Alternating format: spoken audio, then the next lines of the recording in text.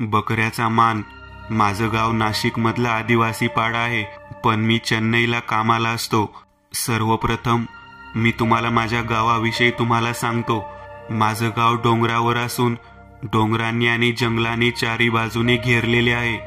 माझ्या गावात जाण्यासाठी आजही डांबरी रस्ते नाहीत, तर मुख्य डांबरी रस्ता 5 किलोमीटरवर आहे. त्या ठिकाणच्या गावात एसटी बस येते. गावात जायला बैलगाडी रोड आहे, पण तोही एवढा खराब आहे की 4 चाकी गाडी आजपर्यंत माझ्या गावात पोहोचली नाही. फक्त बाईक जाते. काही वर्षांपूर्वी एका संस्थेच्या पाठपुराव्यामुळे गावात वीज पुरवठा आली. तोपर्यंत आमचं गाव अंधारात होतं. माझं गाव जसं सर्वांच्या स्वप्नातलं गाव असतं आणि जसं पुस्तकात असतं तसं साधं आणि निसर्गरम्य वातावरण असलेलं आहे. सकाळची सुरुवात कोंबड्याच्या ओरडण्याने होते. गावातील लोकांचा शेती हा मुख्य व्यवसाय आहे, तर काही प्रमाणात लोक कुक्कुटपालन, शेळी मेंढी पालन व दुग्ध व्यवसाय करतात. वर्षभर उत्तम वातावरण असतं. पाण्याचं नियोजनही चांगलं केलेलं आहे, त्यामुळे आमच्या गावाला पाण्याची टंचाई कधीच भासली नाही. माझ्या गावात जिल्हा परिषदची 4थी पर्यंत शाळा आहे. त्यानंतरचं शिक्षण घ्यायचं झाल्यास 15 किलोमीटर लांब जावं लागतं, नाहीतर तालुक्याच्या ठिकाणी असलेल्या आश्रमशाळेत राहावं लागतं.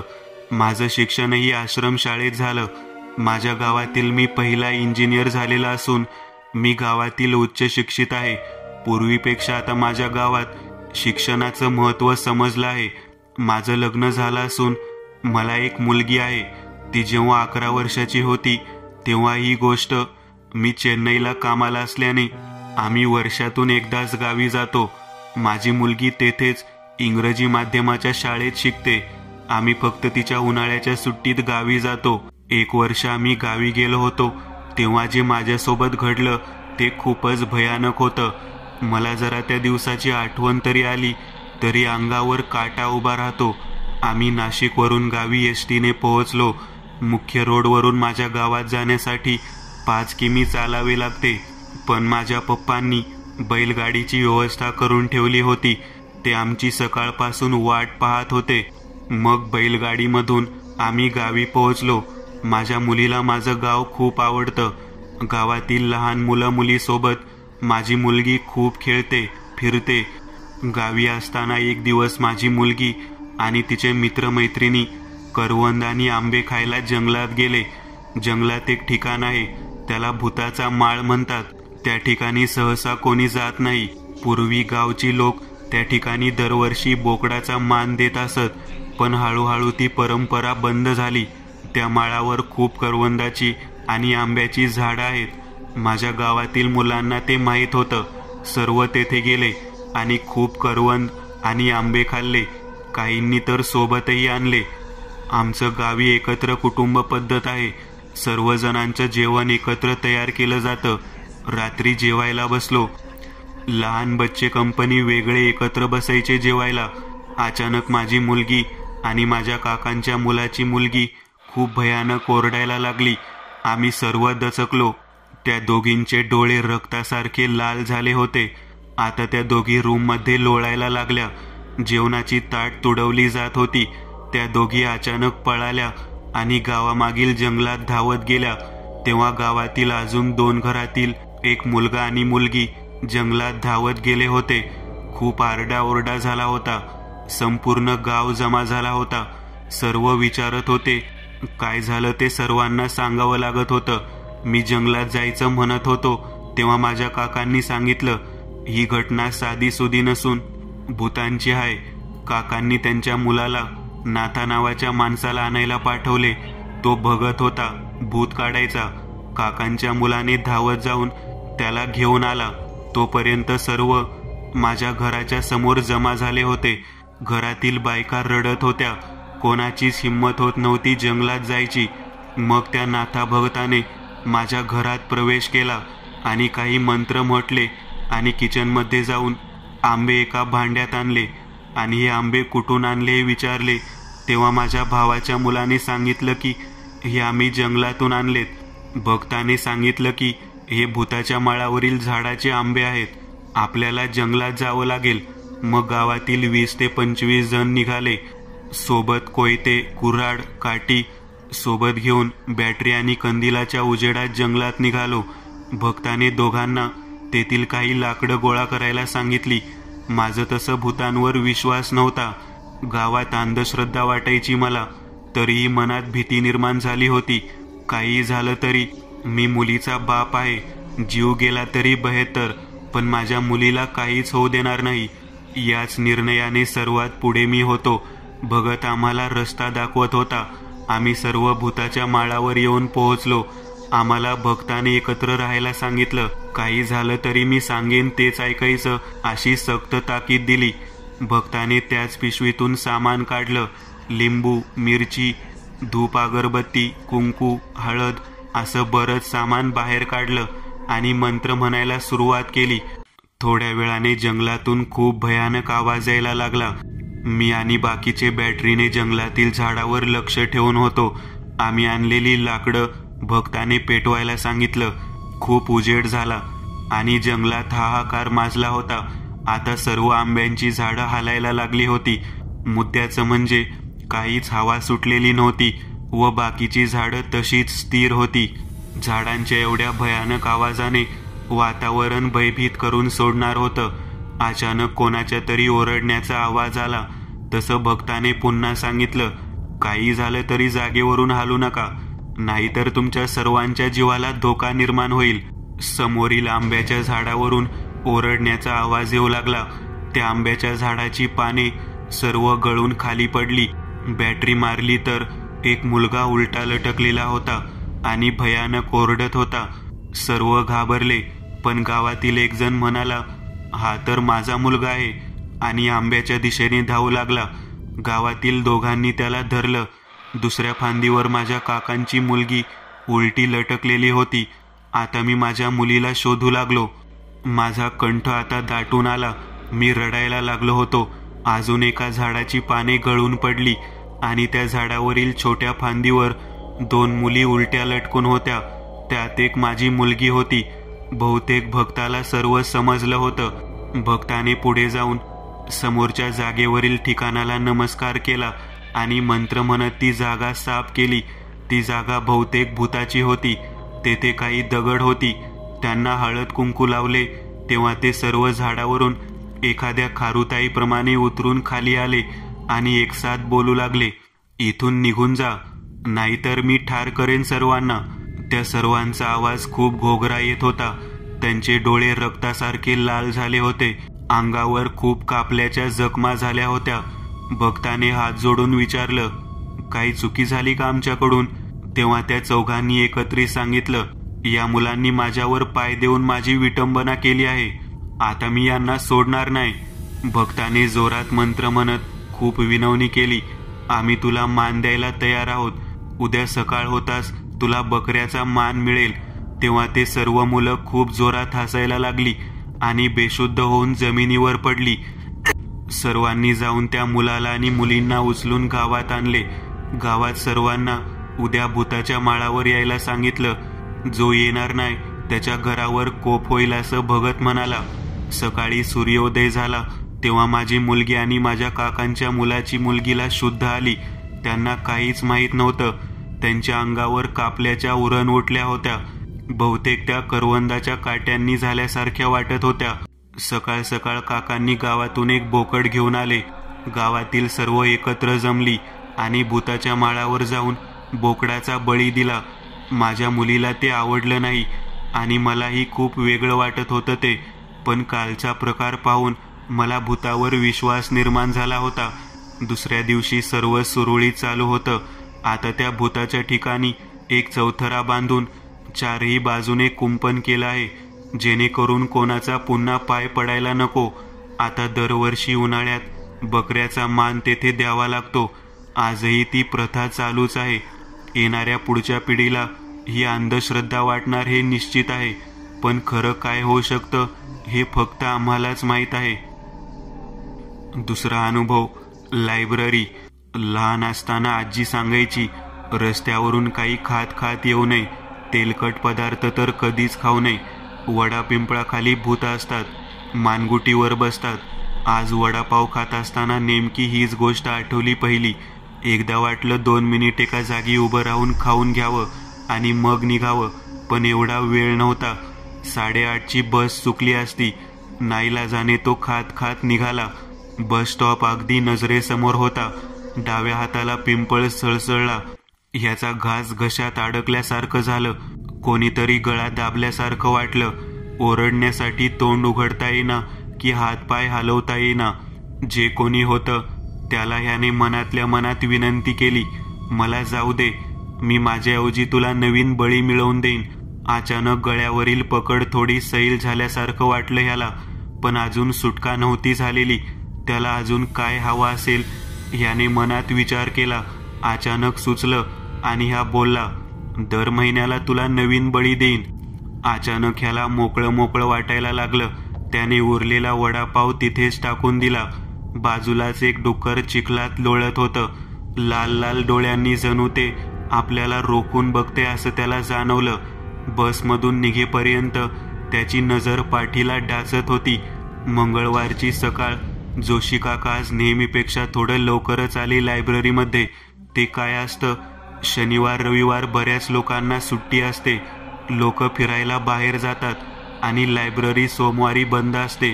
त्यामुळे पुस्तक बदलायला मंगळवारी सकाळी जरा जास्त माणसं येतात. जोशी काका एका छोट्या कंपनीमधून काहीच महिन्यांपूर्वी रिटायर झाले. घरात बसून करायचं काय दिवसभर, म्हणून एरियामध्ये लायब्ररी सुरू केली. सकाळी 9 ते 12 आणि संध्याकाळी 5 ते 8 लायब्ररी सुरू असते. वाचकांनी नेलेल्या परत आणलेल्या पुस्तकांच्या नोंदी करायच्या. मासिक वर्गणीची पावती बनवून द्यायची. नवीन पुस्तक आली की त्याला कव्हर आणि सिरियल नंबर टाकून ठेवायचं. एवढं जुजबी काम असतं काकांना. त्या बदल्यात दिवसभर पुस्तक वाचता येतात, ओळखीची माणसं भेटतात, गप्पा होतात, वेळ जातो चांगला. काकांनी कुलूप उघडलं. मग थोडा वेळ जरा घुटमळत राहिले. नेहमीसारखं बाजूच्या दुकानातून गणेश आला आणि त्याने शटर वर करून दिलं. जोर लावून शटर वर करणं काकांना थोडं कठीण वाटतं. खांदे लगेच भरून येतात, पण गणेश न सांगता आनंदाने त्यांना लायब्ररी उघडायला मदत करतो.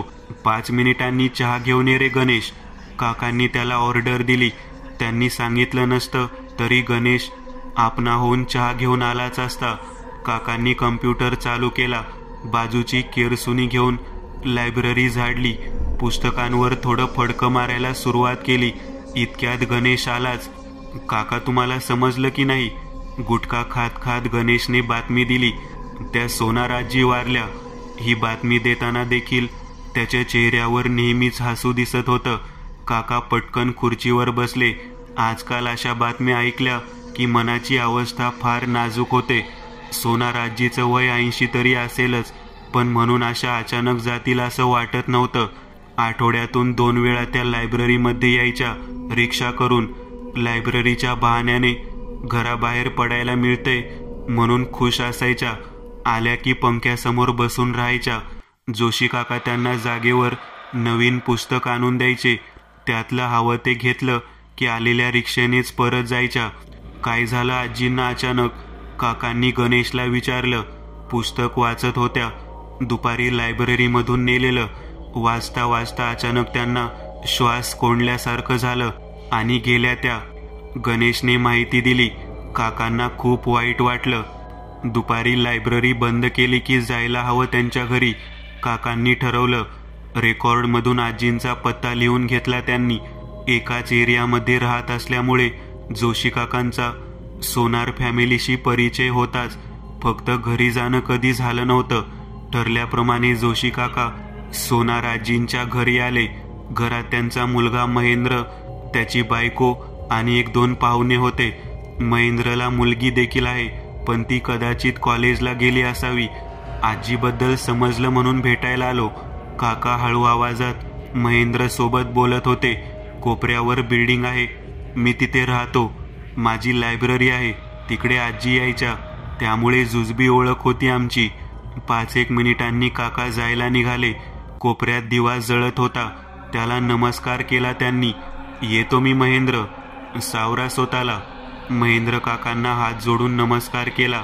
काका निघतच होते इतक्यात महेंद्र म्हणाला, काका 1 मिनिट हा, हे लायब्ररीचं पुस्तक घेऊन जाल का? मी दिवसवार झाले की येईन लायब्ररीमध्ये आईचा अकाउंट बंद करायला.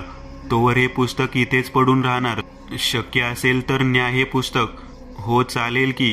काकांनी ते पुस्तक घेतलं आणि निघाले. पण तेव्हाच त्यांना काहीतरी वेगळं जाणवलं. त्यांनी पुस्तकाचं नाव बघितलं. हे कुठलं पुस्तक? खुनी किताब. आजी तर नेहमी कौटुंबिक कथा, कादंबऱ्या किंवा आध्यात्मिक असलं काही वाचायच्या.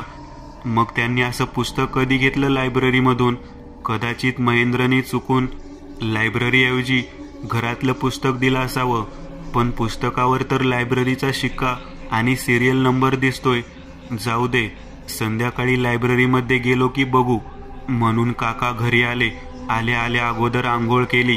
जेवण करून थोडा वेळ लवणले. पण आज झोपावं असं वाटतच नव्हतं. कधी एकदा लायब्ररीमध्ये जातोय असं झालेलं त्यांना. लायब्ररीमध्ये येऊन त्यांनी आजीच्या अकाउंटवर पुस्तक परत आल्याची एंट्री केली. आजींकडून आणलेलं पुस्तक सहजच चाळायला सुरुवात केली. खूप बारीक टाईप होता पुस्तकाचा. वाचन केवळ दुरापास्त वाटत होतं. हे पुस्तक आपल्या लायब्ररीमधलं आहे हे त्यांना अजूनही पटत नव्हतं. त्यांनी परत एकदा पुस्तक उलटसुलट करून लायब्ररीच्या स्टॅम्पची खात्री केली. मागच्या पानावर कसल्या तरी नोंदी होत्या. काही माणसांची नावं होती. सर्वात शेवटचं नाव सोनार आजीचं होतं. काकांना थोडा संशय आला. त्यांनी अगोदरची नावं चेक केली. त्यातली बरीचशी नावं त्यांना अनोळखी होती. एक नाव त्यांना ओळखीचं वाटत होतं. वैभव सातपुते. वैभव म्हणजे आपल्या मेहुणीच्या बाजूला राहतो तोच बहुतेक. जोशी काकांनी त्यांच्या मेहुणीला जयूला फोन केला. थोड्या इकडच्या तिकडच्या गप्पा झाल्यावर त्यांनी थेट मुद्द्यालाच हात घातला. काय ग जयू, तुमच्या शेजारी तो वैभव राहतो, अचानक कसा गेला? वय पण काही फार नव्हतं त्याचं. अहो भाऊजी, काय सांगू तुम्हाला, कॉलेजला सुट्ट्या म्हणून त्याने तुमची लायब्ररी लावलेली. त्याला वाचनाची खूप आवड. 150-200 पानी पुस्तक तो एका दिवसात संपवून टाकायचा. त्या दिवशी असंच तो पुस्तक वाचत बसला होता जिन्यावर. अचानक त्याला श्वास घ्यायला त्रास होऊ लागला. आमच्या संजूने ते पाहिलं. लगेच धावाधाव केली. डॉक्टरना बोलावलं. पण कोणीतरी गळा दाबत असल्यासारखं करत होता तो. त्याची नुसती तडफड सुरू होती. शेवटी आमच्या सगळ्यांच्या पुढ्यात त्याने प्राण सोडला. बोलताना मेहुणीला खूप गलबलून आलं. काही क्षण जाऊ दिल्यावर काकांनी जयूला विचारलं, तो कुठलं पुस्तक वाचत होता? काही माहीत आहे का तुला? या प्रश्नावर मेहुणीची लगेच सटकली. वैभव गेला त्याच्या दुःखात. आता आम्ही हे कुठे बघत बसणार? काय वाचत होता तो? मला नाव नाही माहिती, पण आमचा संजू सांगत होता. खूप छोट्या टाईपमधलं पुस्तक होतं ते. आणि त्या पुस्तकाच्या शेवटच्या पानावर बरीच नावं होती लिहिलेली. त्यात सर्वात लास्ट वैभवचं नाव होतं. जोशी काकांनी जड अंतकरणाने फोन ठेवून दिला. ओ काका, मला लायब्ररीचं अकाउंट बंद करायचं आहे. कोणीतरी 18-19 वर्षीय तरुणी काकांसमोर उभी होती. तुला लायब्ररी का बंद करायची आहे? अहो काका, आजकाल कोणाला वेळ आहे ती पुस्तक वाचत बसायला? मोबाईलवर सर्व मिळतं. बाबांनी हट्ट केला म्हणून लायब्ररी सुरू केली होती. महिन्याला नुसते पैसे भरते, वाचन जरा पण होत नाही काही. म्हणून बाबाच म्हणाले, करून टाक अकाउंट बंद. ती पोरगी अक्कल पाजळत होती. काकांचा एवढा राग होत होता. कसंबसं रागावर नियंत्रण ठेवत त्यांनी तिला लायब्ररीच्या मागच्या भागात यायला सांगितलं. अकाउंट बंद करण्याचा फॉर्म ते तिथेच भरून घेत. ती बसल्या बसल्या काकांनी खिशातून लॉकेट काढून तिच्या समोर धरलं. माझ्या हातातील हे लॉकेट दिसत आहे तुला? हो दिसत आहे, पण तुम्ही ते असं फिरवू नका, मला चक्कर आल्यासारखं होत आहे. लॉकेटकडे बघत बघत हळूहळू डोळे मिटून घे, तुला त्रास नाही होणार. हां, तुला माझा आवाज ऐकू येतोय? हो, नीट ऐक. मी सांगितलं की डोळे हळूहळू उघड. मी तुला एक चित्र दाखवेन, ते नीट लक्षात ठेवायचं. हे बघ, उघड डोळे. कसलं चित्र दिसत आहे तुला? घाणीत लोळून आलेलं डुक्कर. तुला नुसतं चित्रच दिसत आहे, घाण वास नाही येत? येतोय. श्वास रोखून ठेव तुझा, म्हणजे वास नाही येणार. तिने श्वास रोखून धरला. काही सेकंदात तिला गुदमरल्यासारखं झालं. आपण सांगितल्याशिवाय ती श्वास घेणार नाही ठाऊक होतं काकांना. तिची नुसती तडफड तडफड होत होती. चेहरा लालबुंद दिसू लागला. अजून काही क्षण त्यांनी तिला असंच तडफडत राहू दिलं.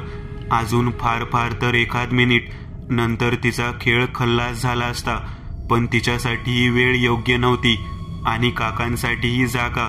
काकांनी चित्र बाजूला केलं आणि तिला म्हणाले, आता मोकळा श्वास घे बरं, ते घाणडुक्कर नाही आहे इथे. तिने झटक्यात श्वास घेतला.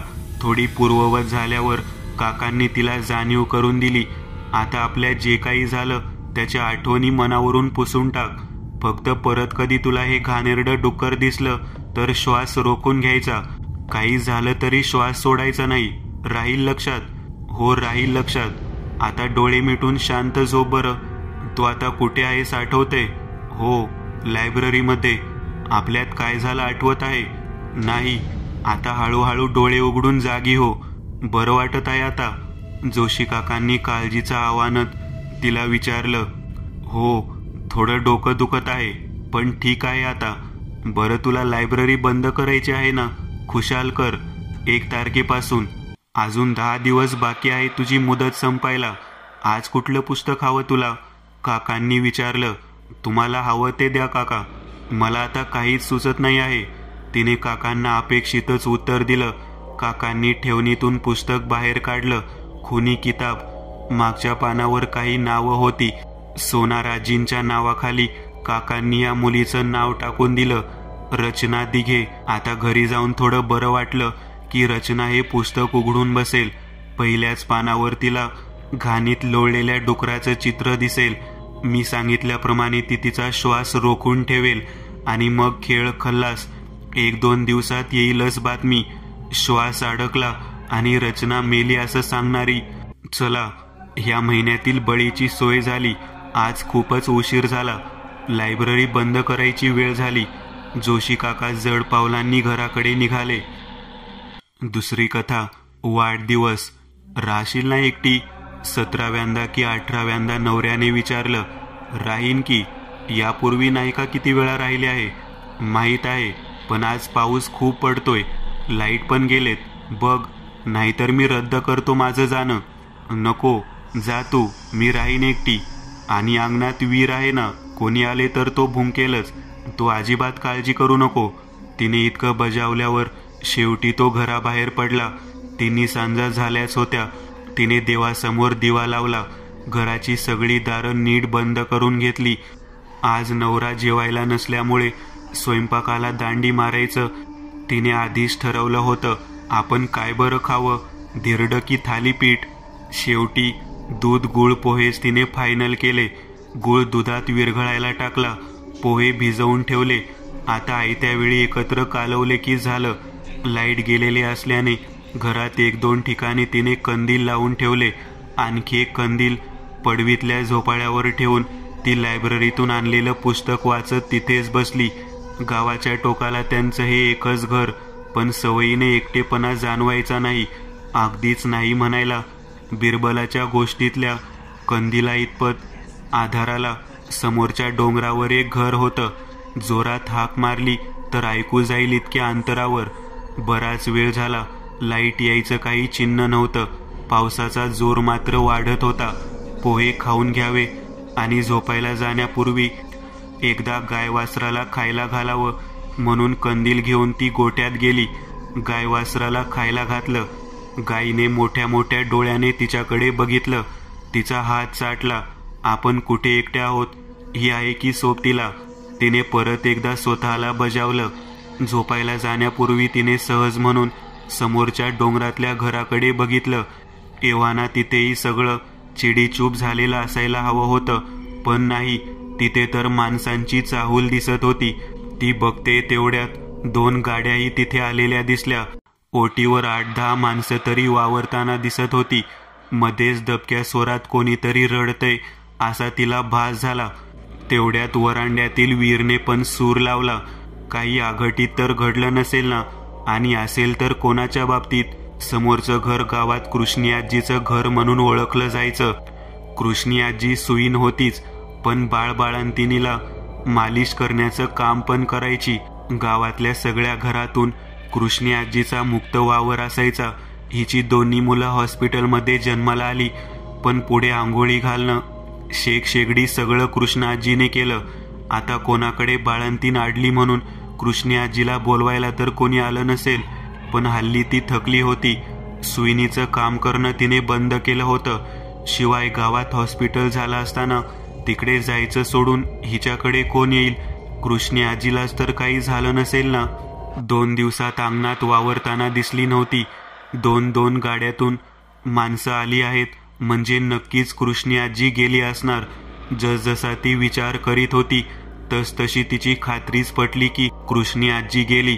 संध्याकाळी मारे शूरपणे ती नवऱ्याला मी एकटी राहीन म्हणाली खरी, पण आता मात्र तिला खूप भीती वाटू लागली. कृष्णी आजी गेली असेल तर आपण अंत्यदर्शनाला गेलं पाहिजे. नवरा असता तर गेलोच असतो आपण, पण आता एकटीने शक्य नाही. जरी ते घर दिसताना समोर दिसत असलं तरी तेथे जायला 1 किमीचा वळसा होता. खूप अस्वस्थपणा आला तिला. पावसामुळे समोरचं अगदीच अंधुक दिसत होतं, पण माणसं इकडे तिकडे वावरताना कळत होती. पुन्हा एकदा रडण्याचा आवाज कानावर आल्यासारखा वाटला. तो आवाज आल्यावर पुन्हा वीरनेही सूर लावला. कोणी गेलं की कुत्र्यांना तो आत्मा दिसतो म्हणे, म्हणून ते असे विवळल्यासारखे ओरडतात. कुठेतरी वाचलेलं नेमकं आत्ताच तिला आठवलं आणि आणखीनच भीती वाटू लागली. घरात येऊन अंथरुणावर पडली खरी, पण झोप काही लागेना. रामरक्षा म्हणायचा प्रयत्न केला तर ती सारखी खंडित होऊ लागली. पूर्णच होईना. तेव्हा तोही नाद सोडला. मध्येच डोळ्यावर झापड यायची, पण कृष्णी आजीची विविध रूपं सारखी डोळ्यासमोर येऊन झापड उडायची. एकदा तर ती घरात वावरते, डिलिव्हरीनंतर आपल्याला तेल मालिश करायची असं करते असा भासही झाला. आता समोरून भजनाचे अस्पष्ट आवाज येऊ लागले.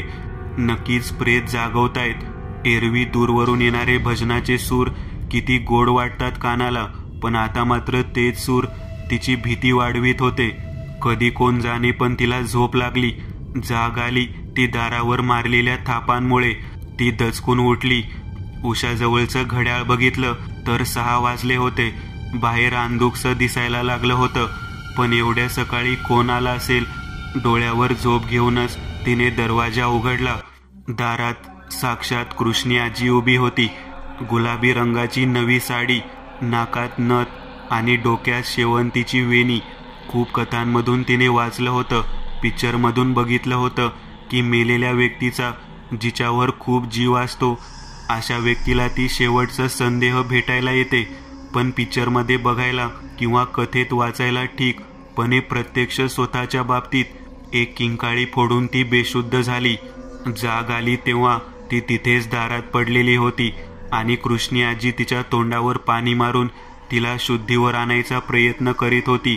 भूत भूत, धावा, वाचवा अशी एक जोरदार किंकाळी मारण्यासाठी तिने तोंड उघडलं. ए बाय, उठ, घाबरलीस वाटतं. मला बघून वरडाया काय झालं? रातीची झोप झाली नाही काय? एकटीच आहेस का घरात? बाळक्या कुठं गेला? कृष्णी आजी एका मागोमाग एक प्रश्न विचारित होती. तू जिवंत आहेस कृष्णी आजी? म्हणजे काय? मला काय धाड भरले? मग रात्री त्या गाड्या आल्या तुमच्या दारात, भजनाचे आवाज पण ऐकू येत होते, कोणीतरी रडत पण होतं. मला वाटलं. कृष्णी आजी हसायला लागली. आगो बाय, काय सांगू, आमच्या पोरांची कायच्या बायच तरा. कोणास ठाऊक मी कधी जन्मले ती. पण पोरांना म्हणाली, आहे तू 75 वर्षाची झालीस, तुझा बड्डे करणार. थोरला लेक आला, थोरली लेक आली, त्यांची पोरं बाळं, इथल्या पोरांचं भजनी मंडळ, काय विचारू नको. पोरांनी अचानक ठरवली म्हणून रातीचा उशीर झाला यायला. मोठा केक पण आणला होता. कृष्णी आजी आनंदाने खुदखुदू हसू लागली. पण मग रडत कोण होतं? ती शेरातली नातवंडा. त्यांना सवय नाही ना लाईटी जायची. मग लागली रडाया. आता तिलाही हसू येऊ लागलं. तरी तेवढ्यातल्या तेवढ्यात तिने कृष्णी आजीच्या पायाकडे बघून घेतलं. सरळच दिसत होते. पण मग इतक्या सकाळी इकडे काय करतेस तू? ही नक्की भूत नाही ना, ही खात्री करून घेण्यासाठी तिने विचारलं. तीच गो नातवंडा. आता उठली की कोणाला चाय, कॉप्या, ता काय बोरमिटा का काय ता लागल. आमच्यासारखी कोरी चाय थोडीच पितात ती. दूध काढ गायचा, मला घोटभर चाय करून दे आणि या तांब्यात मला वाईस दूध दे. नी नाश्ता करशील तेव्हा हा केक खा. खांबाशी ठेवलेला डबा दाखवत ती म्हणाली. गोठ्यात जाऊन तिने दूध काढलं, चहा करून स्वतः घेतला, कृष्णा आजीला दिला. कृष्णा आजीला चांगलं तांब्या भरून दूध दिलं. कृष्णा आजी गेली. पाठमोऱ्या कृष्णा आजीकडे बघत ती स्वतःला बजावत होती. भयकथा वाचणं जरा कमी करायला हवं. उगाच डोकं काहीतरी आचाट विचार करीत राहतं. नाश्त्यासाठी पोहे करावे की शिरा? रात्रभर तसं जागरणच झालं होतं. रात्री जागरण झालं की शुगर लेवल कमी होते, म्हणून सकाळी उठल्यावर काहीतरी गोड खावं असं तिने कुठेतरी वाचलं होतं. तसंही कृष्णा आजीने आणलेला केक होताच. डबा उघडून एक तुकडा तोंडात टाकणार एवढ्यात नवरा आलाच. ठीक आहेस ना? झोप लागली ना नीट? तो विचारत होता. तिकडे दुर्लक्ष करून ती हसत हसत त्याला सांगायला लागली. काय गंमत झाली माहीत आहे का? गंमत राहू दे, मला पटकन चहा करून दे. आपल्याला लगेच समोर जायला हवं. समोरची कृष्णा आजी रात्री गेली. काल तिची सगळी पोरं जमली होती. रात्री 12 वाजता तिचा वाढदिवस साजरा करणार होते, पण त्याआधीच गेली ती. आता सकाळी नेतील तिला. आवर लवकर, आपल्याला जायला हवं. नवरा तिला घाई करीत होता. ती मात्र काहीच कळत नसल्यासारखं हातातल्या केकच्या तुकड्याकडे बघत होती.